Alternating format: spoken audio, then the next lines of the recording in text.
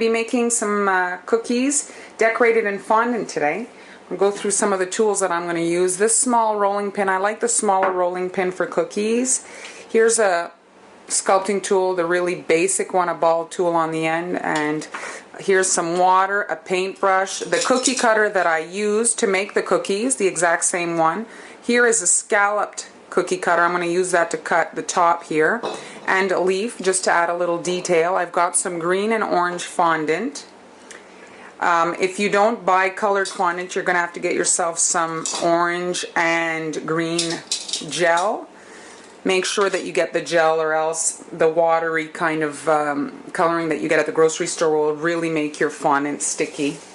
And then I've got some cornstarch. You can either use cornstarch or powdered sugar to ensure that your fondant doesn't stick to the surface. And the other thing that I like to use when I'm decorating cookies is a silicone mat.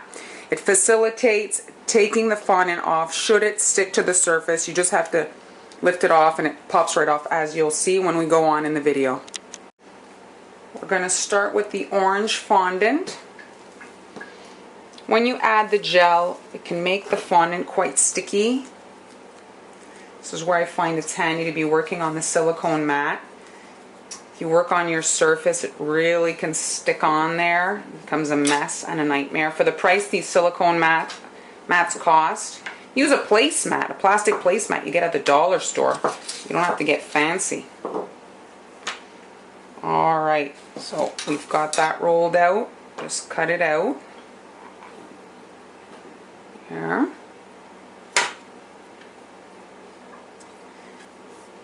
Now we're going to use the green fondant.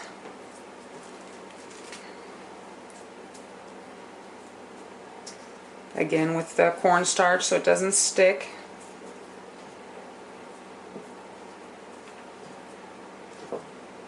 I'm going to cut the stem. It's going to be a little bit of excess, but I want the stem. There we go. And now I'm going to cut the leaf. I'm going to need a leaf for my cookie. These are my two pieces. Now I'm going to position the orange fondant on top of the stem, like so. And now I'm using, get your leaf out of the way, now I'm using the scalloped oval to cut through the stem, orange and green layer. I am getting rid of this little green piece and this orange piece.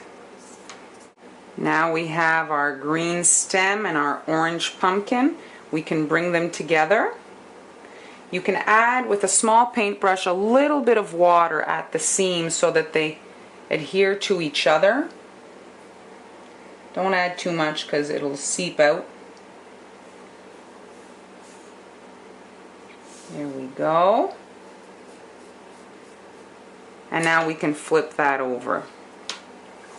Once it's upside down, you can use the cutter upside down as well, just to ensure that your shape is good, that it didn't warp when you handled it.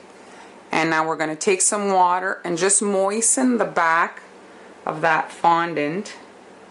You don't want to put too much water. It's just to get it tacky so that it sticks to the cookie. There we go. Now I'm going to take my cookie, and I've got it upside down, and I'm gently pressing onto the back so that it sticks to the fondant, but not hard. You don't want to squish it. Then you're able to pick it up just like that, and then with your fingers you can press the fondant onto the surface of the cookie, smoothing here the edges. There we go. And now you can use your sculpting tool to connect here. See these little ends to the bubbles of the pumpkin. Just follow the shape. You can decide how deep you want these lines.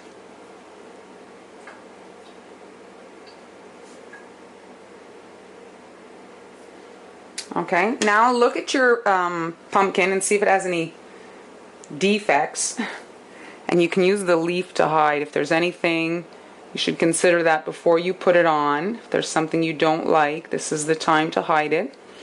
You can, here I have a little dent, so I'm going to take my leaf and hide it with that. But don't hang off the cookie too much, okay? There we go. And now I'm going to take some royal icing. This step is optional. And just create some swirls like we see on pumpkins.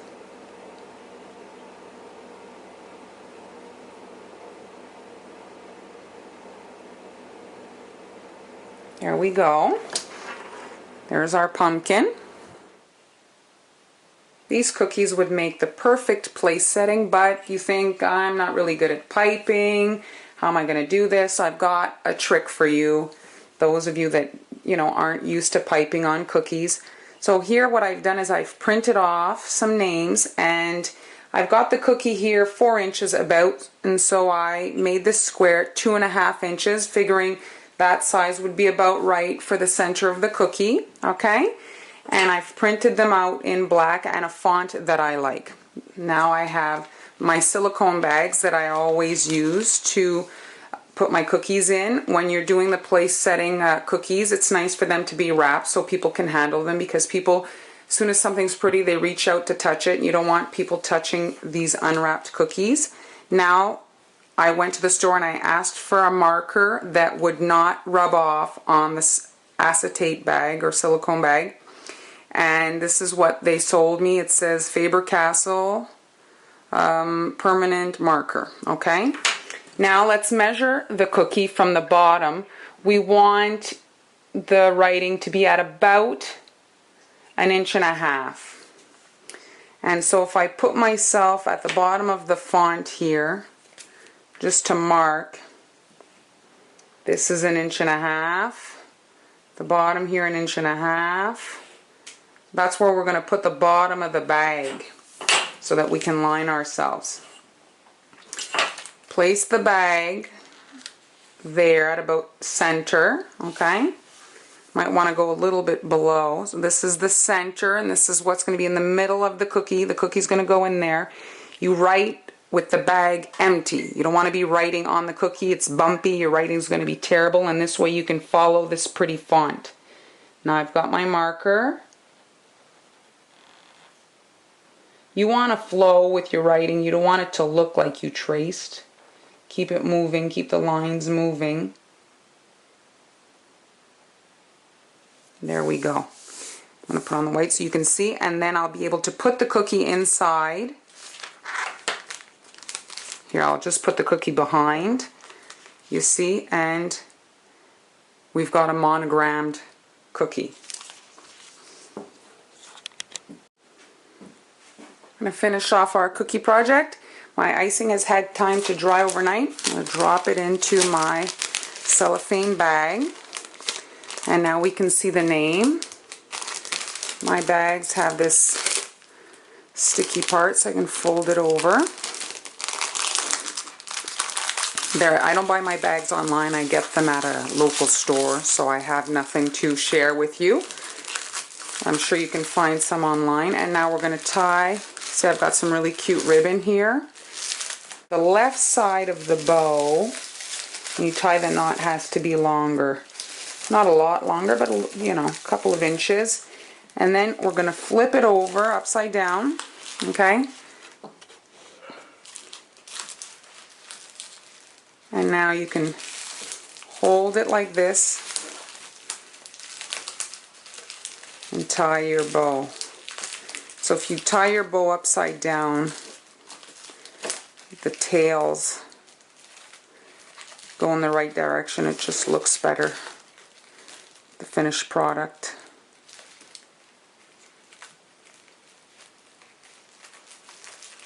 Trying to fatten up my bow here, adjust it.